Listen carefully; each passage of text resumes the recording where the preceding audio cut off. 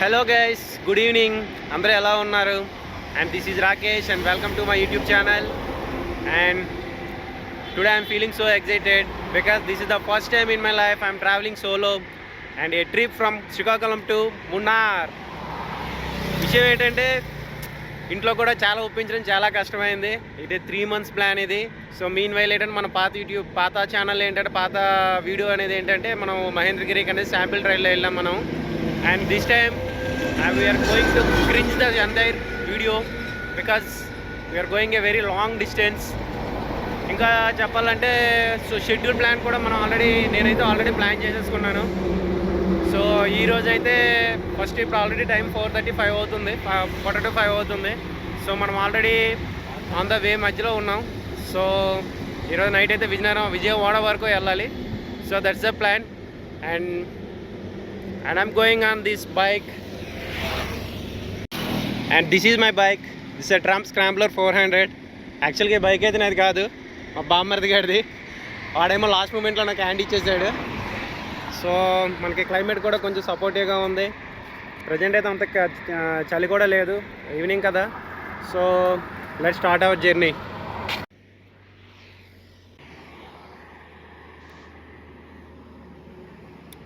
ఇప్పుడు నేనైతే NH16 మీద ఉన్నాను. మనం శ్రీకాకుళంకి 10 kilometers బయటకు వచ్చాను. ఇక్కడ నుంచి మనకి విజయవాడ వెళ్ళాలి. విజయవాడకి నాకు ఎక్కడ 450 kilometers చూపిస్తుంది మ్యాప్స్లోని. సో నేను నైట్ 12 o'clock కల్లా రీచ్ అవుతానేమో చూడాలి. అండ్ NH16 హైవే కదా ఇది, మనకి తిరుపతి వరకు ఇదే లేను. మొదట అనకాపల్లి తర్వాత అన్నవరం తర్వాత రాజమండ్రి, విజయవాడ, ఒంగోలు, నెల్లూరు. సో మనకి ఇవన్నీ అయినాక తిరుపతి అయినాక మనకి తమిళనాడు స్టేట్కి ఎంటర్ అవుతాము. మనకి అనకాపల్లి వరకు కూడా 3 lane ఉంది. సో మనం అక్కడ వరకు ఫాస్ట్గా వెళ్ళొచ్చు. తర్వాత నుంచి 2 lane అనుకుంటా. ఎందుకంటే నేను లాస్ట్ టైము హైదరాబాద్ నుంచి నేను ఒక 2 years బ్యాక్ సోలో రైడ్ మీద వచ్చాను. అప్పుడు అయితే 2 lane ఉంది నాకు, రాజమండ్రి నుంచి అనకాపల్లి వరకు. మళ్ళీ ఆ తర్వాత హైవే ఉంది. సో నేను ఆ తర్వాత ఇప్పటివరకు అటువైపు వెళ్ళలేదు, చూడాలి 2 lane ఉందా 3 lane ఉందా అనేసి. అండ్ క్లైమేట్ కూడా మనకి అనుకున్నట్టే కొంచెం ఇంకా అంత చలి రాలేదు. సన్సెట్ అయ్యే టైం కూడా ఉంది. మీకు ఎదురు చూస్తే సూర్యుడు చూడండి అంటే సన్సెట్ అవుతుంది కదా. సో ఒక ఇల్యూమినేటెడ్ కలర్లో అలా ఉన్నాడు.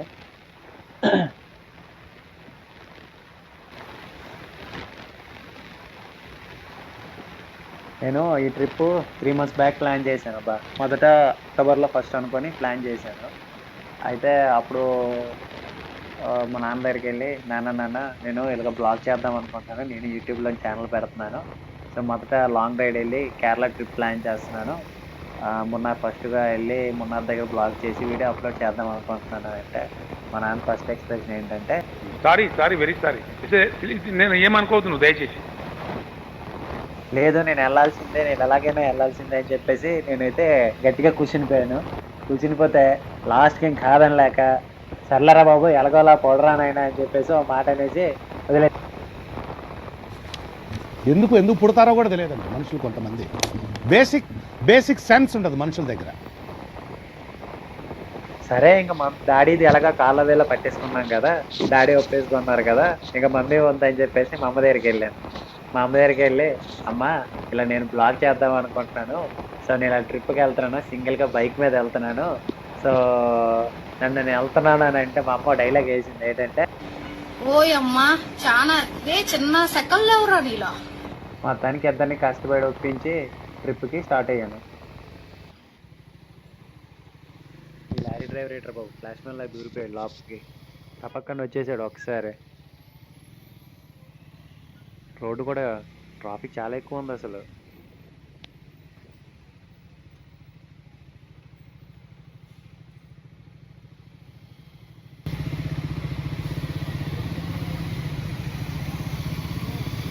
ఈయనప్ప అనకాపల్లి వరకు చాలా స్పీడ్గా వచ్చాను.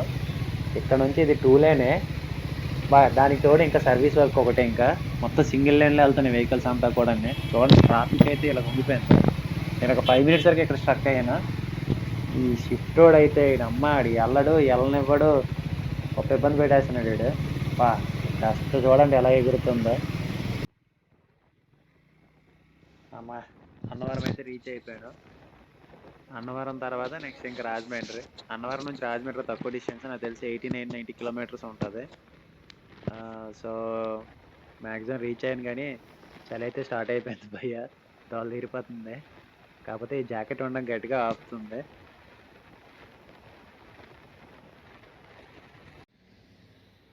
గైస్ ఇప్పుడైతే రాజమండ్రికి ఒక 20 కిలోమీటర్స్ దూరంగా వచ్చాను. కొంచెం చాలా డిస్టెన్స్ వరకు జర్నీ చేశాం కదా, ఆల్మోస్ట్ ఒక 300 కిలోమీటర్స్ వరకు ట్రావెల్ చేసి వచ్చాను. సో చిన్న టీ కోసం చిన్న టీ బ్రేక్ ఇది. సో మొత్తానికైతే నేను విజయవాడ వచ్చేసాను. అదే ఎదురు చూడండి, చంద్రకిలాద్రి కొండ మీద అమ్మవారి టెంపుల్, పక్కన ఓం సింబల్, అండ్ నైట్ చంద్రుడు కూడా చూడండి, అవే కలర్లోనే, ఆ 3 కలర్లో భలేగా సింక్ అయ్యాయి కదా అవి. ఇప్పుడు నేను కృష్ణ అనేది పక్క నుండి వెళ్తున్నాను అంతాన్ని. సో ఇక్కడ నుంచి నాకు ఉండవల్లి జంక్షన్ 3 km వస్తుంది. మా ఆయన ఇంటికి వెళ్ళి పడుకుని పోతా, ఈరోజు నైట్కి స్టే అవుతా. సో మొత్తానికి రైడ్ అయితే చాలా బాగా అనిపించింది. నేను 450 కిలోమీటర్స్ కవర్ చేశాను 7 అవర్స్లోని. కొంచెం తెలియని హాయిగా కూడా ఉంది, అదేవిధంగా టైర్డ్ కూడా అయిపోయాను. సో వెళ్ళి బాగా రెస్ట్ తీసుకోవాలి. సిటీ కూడా చూడండి ఒకసారి, చూడడానికి అయితే బాగానే ఉంది. సో ఎంతైనా క్యాపిటల్ సిటీ కదా.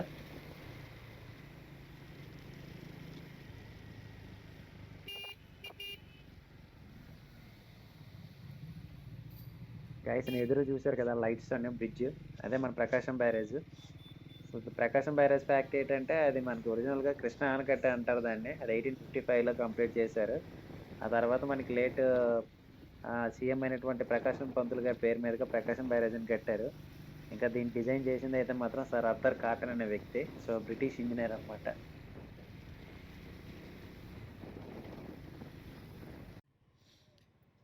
సో గైస్ చూశారు కదా, మొత్తానికి ఈరోజు మన జర్నీ అయితే కంప్లీట్ చేసుకున్నాం.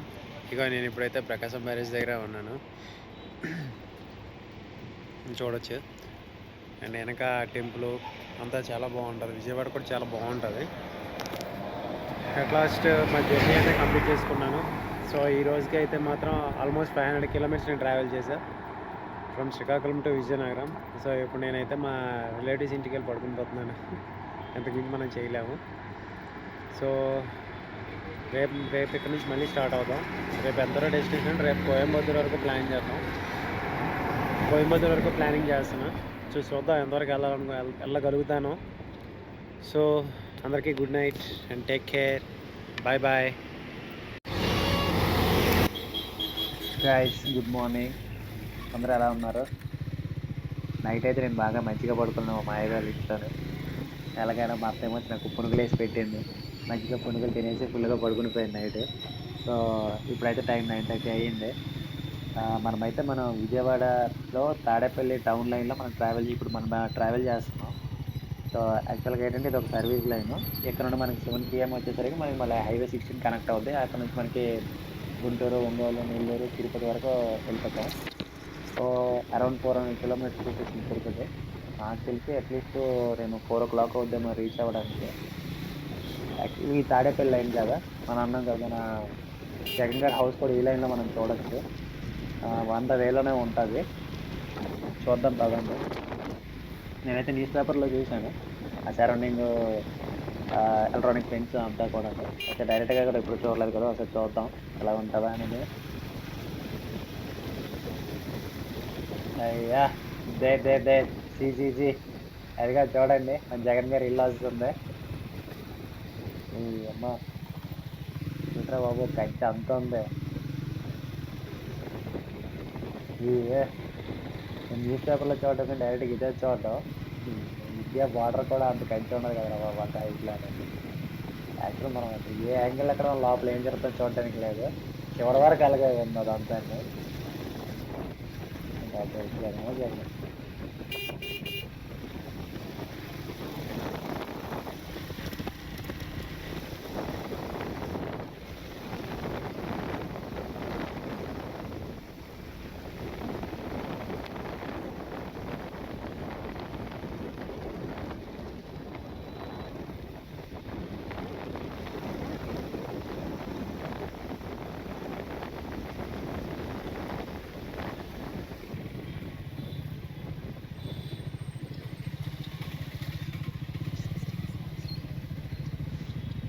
కనిపిస్తుంది కదా ఫ్లైఓవర్. సో మనం అక్కడ రైట్ టర్న్ తీసుకొని మనం అక్కడ ఫ్లైఓవర్ ఎక్కిపోవాలి. దాన్ని 69 దాకా అన్నాం కదా, అదే అది. సో మనం అక్కడ తీసుకొని ఇంకా సీదా కొట్టి పరేయడమే ఇంకా.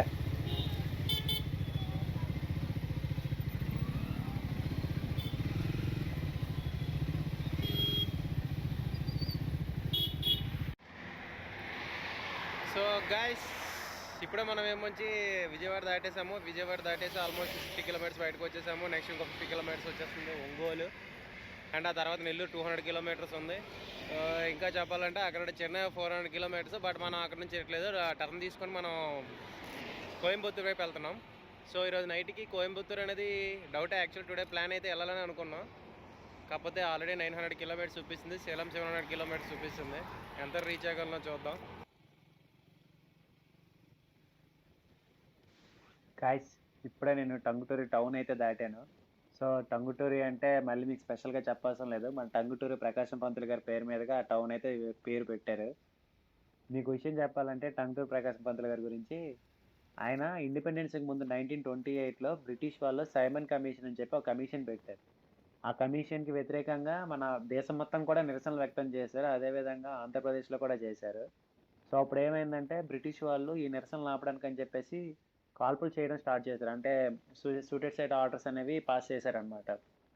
అయితే అప్పుడు సో అందరూ భయపడి వెళ్ళిపోతే ఈయన ఏం చేశారంటే వాళ్ళకి ఎదురెళ్ళి తన చేతని చూపించి, దమ్ముంటే ప్రజలను కాదురా నన్ను కాల్చండిరా అని చెప్పేసి ఒక సవాల్ విసిరారనమాట. సో దాంతో ఏంటంటే ఆయన ధైర్యానికి మెచ్చి ఆయనకు అప్పుడు నుండి ఆంధ్రకేసరి అని బిరుదు ఇచ్చారు. ఆంధ్రకేసరి అంటే ఆంధ్ర సింహం అని అర్థం అనమాట.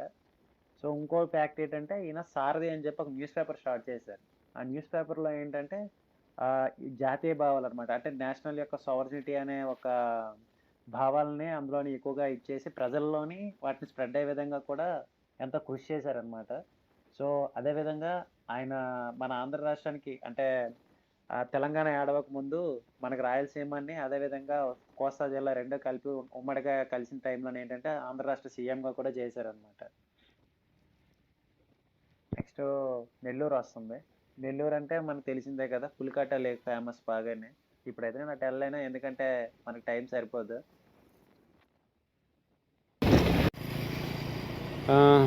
గాయస్, మనమైతే తమిళనాడుకి లూప్ లైన్ ఇది. సో అక్కడ చిత్తూరు హైవే నుంచి మనకి ఇక్కడ లోపలికి ఒక టర్నింగ్ ఉంది. ఇక్కడ నుంచి కరెక్ట్ 200 కిలోమీటర్స్ సేలము. రోడ్లు ఎలాగుందో చూద్దాం కదండి.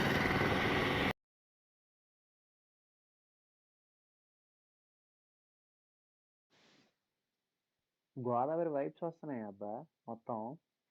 ఏంటంటే చూడండి మొత్తం ఎలా ఉందంటే ఆ పంటలు, తర్వాత కొబ్బరి చెట్లు, అరటి తోటలు అయితే మామూలు లేవు, బేభత్సంగా ఉన్నాయి. నేను వెళ్తున్న రోడ్డు అంతా సైడ్ అంతా అవేనే, అరటి తోటలు, కొబ్బరి తోటలు, మొత్తం దారంతా అవే ఉన్నాయి. లూప్ లైన్స్ అన్నీ కూడా మామూలుగా ఉన్నాయి, జనరల్గా ఏం లేదు. Okay, not bad. కొంచెం చెరుకు తోట, అదే అరటి తోటలు.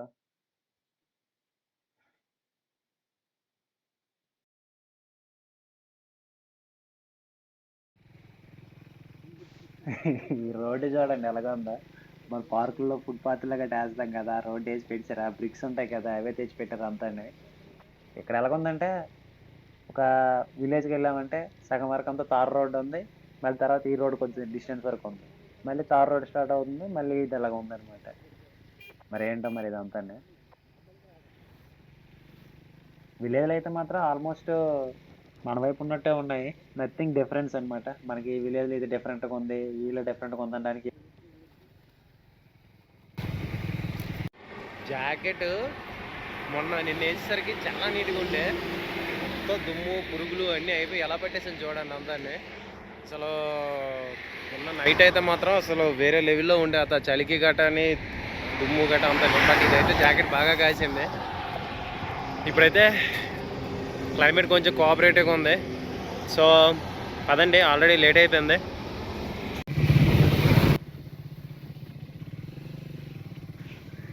భయ్యా సేలం దగ్గరికి వచ్చేసాం భయ్యా. ఇంకొక 150 km ఉంది. అది చూడండి, కొబ్బరి చెట్లు, దూరపు కొండలు, అదే సేలం కొండలు అంట. అంటే ఇవి ఒక 50 కిలోమీటర్స్ రేంజ్ నుంచి స్టార్ట్ అవుతాయి అంట సేలం సరౌండింగ్లోనే. సో బేసిక్గా సేలం ఏంటంటారంటే స్టీల్ సిటీ అంటారు.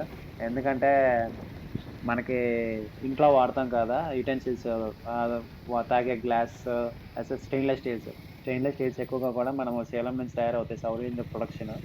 ఎందుకంటే సేలం కొండల చుట్టూ కూడా iron ore, bauxite, magnesium minerals ఎక్కువగా దొరుకుతాయి. సో మనకి ఏంటంటే స్టీల్ ప్రొడక్ట్స్ ఎక్కువగా తయారవుతాయి అన్నమాట.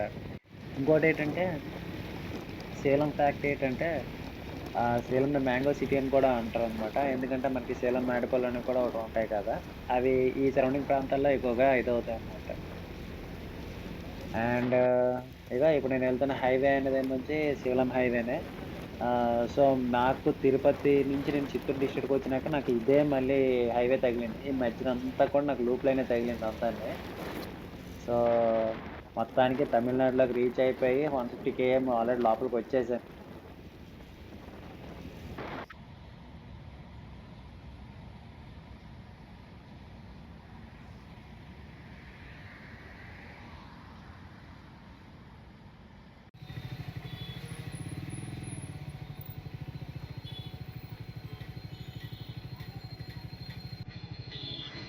గైస్, నేను ఫైనల్లీ సేలం అయితే వచ్చేసాను. సో ఆల్మోస్ట్ చిత్తూరు నుంచి ఇది ఒక 250 కిలోమీటర్స్ వచ్చింది. ఎక్కడ శ్రీకాకుళం, ఎక్కడ సేలం. సో తమిళనాడులోని సౌత్లో ఉంది, అదే ముందు ఆంధ్రలోని నార్త్లో ఉంది. ఆల్మోస్ట్ 100 కిలోమీటర్స్ నేను ట్రావెల్ చేశాను విత్ ఇన్ 1.5 day.